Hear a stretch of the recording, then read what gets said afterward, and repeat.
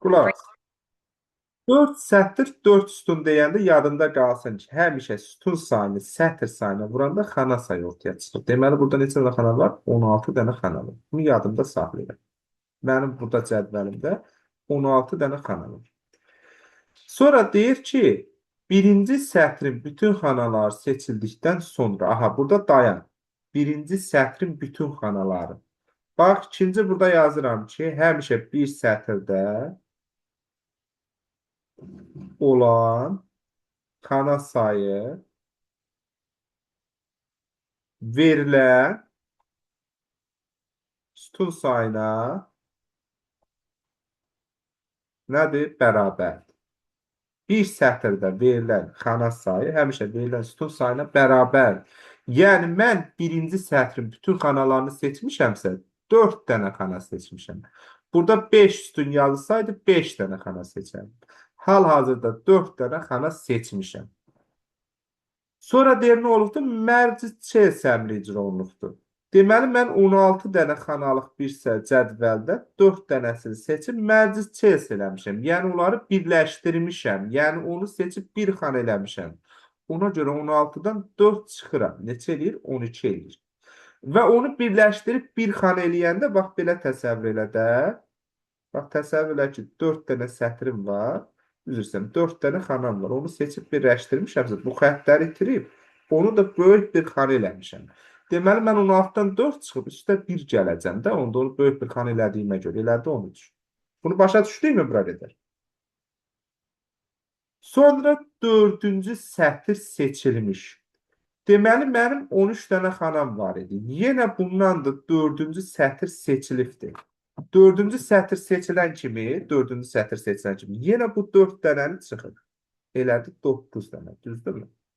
Onun yerinə split bölmək deməkdir. 8 sütunlu bir sətirli xana gəlibdir. Deməli, o da neçə eləyəcək? 8 xana eləyəcək. 9-un üstə də 8 gələcəksiniz, eləyəcək 17. Məni başa düşdükmü?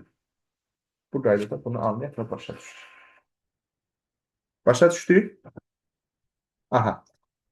İndi bir dənəsində həll eləyəcəm bunu. Bax, bunun qabağında qalçıqa olan təqdirdə bu dediyim haldır.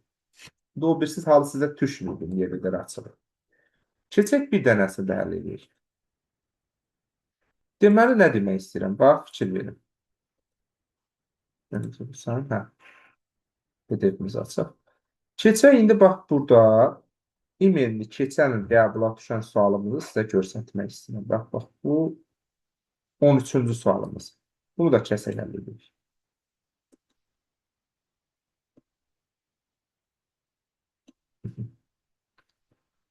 İndi, bax, fikir ver.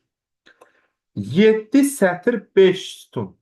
Deməli, birinci bayaq öyrəndik ki, 7 sətr 5 sütun deyirsə, neçə xana var? 7-yi vururuq 5-ə, eləyir 35 dənə xana. Bunu yadımızda saxlayın.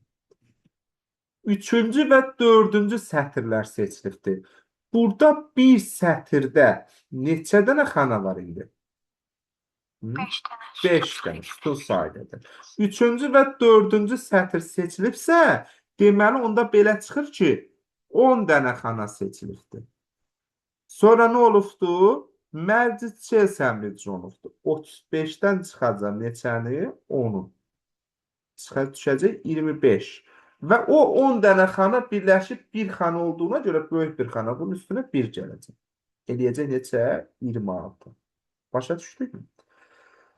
Sonra 6-cı sətrin ilk 3 sütunu, yəni 6-cı sətrin ilk 3 xanası seçilibdir. Deməli, onda 6-cı sətrin ilk 3 xanası seçilibsə, mən 26-dan da təzədən nə çıxacaq? 3 çıxacaq. Düşəcək 23.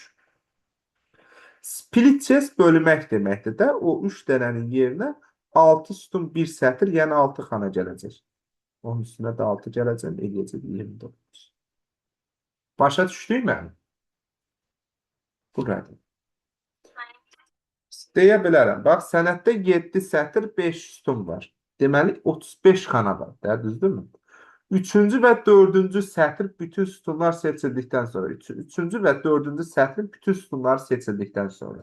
Yəni, mən Hər bir sütunda deyirdi, hər bir sətirdə deyirdim ki, 5 xana var. Üçüncü və dördüncü sətirlər seçilirsə, deməli 10 dənə xana seçilir də, hərəsində 5-5. 35-dən 10 çıxıram, düşür 25 mərci C səmrinə görə. Və onu birləşdirib bir xana elədiyimə, yəni 10 dənə xananı bir xana elədiyimə görə 25-in üstə 1 gəlir, 26 edir. Daha sonra 6-cı sətrin ilk 3 sütunu. 6-cı sətrin ilk 3 sütunu seçildi deyən kimi tez onu çıx. 26-dan 3 çıx. Eləsin 23. Split bölmək deməkdir də. Aşağıdakı deyirəm necə oldu seçildi. 26-dan 3 çıx. 23. Həmişə seçildi deyən kimi çıx ki, rahat olsun. 23. Və onun yerinə, o 3 dənənin yerinə 6 sütun ilk sətirdən ibarət xana sayı eləyəcək. Onda 6. Həmişə sütun sayını, sətr sayını burada xana sayı ötəcək. Burada 2 olsaydı 12 eləyərdi.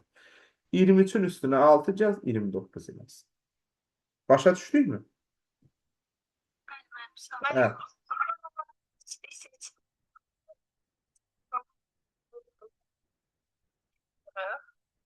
6-cı sətrin ilk 3 sütunu seçilirsə, deməli 3 xana seçilir də, onu demək. Ona görə 3 çıxır. Bəli. Başa düşdükmü? Aha. Bu getdi belə. Bax, bir dənəsini də həll edirəm. Baxın bura. Bizə də gözləyim. Bunlar silək. Birini də həll edirəm, sizə rahat olsun. Bax, məsələn, burada həll edəcəm. İndi 34, 11-ci sual.